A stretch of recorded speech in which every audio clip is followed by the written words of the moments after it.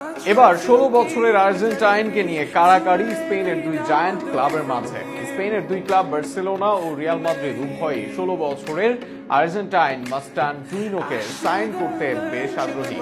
এই দুই ক্লাবই মাস্টানটুইনোকে river plate থেকে ফেরাতে চায় নিজেদের ডেরায়। মাত্র ১৬ বছরের এই খেলোয়াড়কে পেতে প্রায় ৫৩০ কোটি টাকা খরচ করতে যাচ্ছে এই ক্লাবগুলো। কেন এই আর্জেন্টাইনকে নিয়ে এত হুড়োহুড়ি, তা নিয়ে বিস্তারিত থাকছে। এই সিজনে রিয়াল মাদ্রিদের হয়ে সবচেয়ে বেশি ম্যাচ ও মিনিট কে খেলেছেন। তারকাবহুল মাদ্রিদ দল এই সিজনেও আছে দুর্দান্ত ফর্মে। লিগ প্রায় জয় করা হয়ে গেছে, চ্যাম্পিয়ন্স লিগও জয়ের কাছাকাছি। ক্রুস, মডরিচ, বেলিংহ্যাম, ভিনিসিয়াসদের দলে এই সিজনে সবচেয়ে বেশি ম্যাচ খেলেছেন উরুগুয়ার মিডফিল্ডার ফেদে ভালভার্দে। এই সিজনে লিগে ৩৩ ম্যাচের ভেতর মাত্র ৩ ম্যাচে ভালভার্দে নেমেছেন বদলি হিসেবে। মাদ্রিদের লিডার ইঞ্জিন হিসেবে বিবেচনা করা হয় এই ২৫ বছর বয়সী এই মিডফিল্ডারকে। হঠাৎ করেই ভালভার্দের প্রসঙ্গ টানা এই জন্য এই ভালভার্দেকে রিয়াল মাদ্রিদ দলে ফেরায় মাত্র ৫ মিলিয়ন ইউরো দিয়ে। ২০১৫-তে ভালভার্দেকে নিয়ে আসে রিয়াল মাদ্রিদ। ২০২৪-এ এসে রিয়াল মাদ্রিদের স্পোর্টিং ডিরেক্টরের মুখে হাসি। তারা খুঁজে পেয়েছেন ভালভার্দের মতো একজনকে। তিনি আর কেউ নন, আর্জেন্টাইন ১৬ বছর বয়সী ফ্র্যাঙ্কো মাস্টানটুইনো।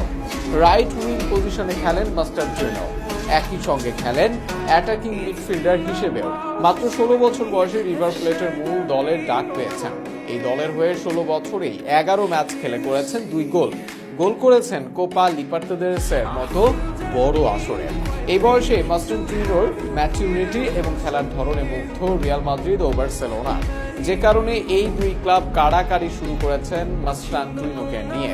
এর আগে রোনালদিনহো, নেইমার সহ নানা খেলোয়াড়কে নিয়ে কাড়াকাড়ি দেখা গিয়েছিল এই দুই জায়ান্ট ক্লাবের মাঝে।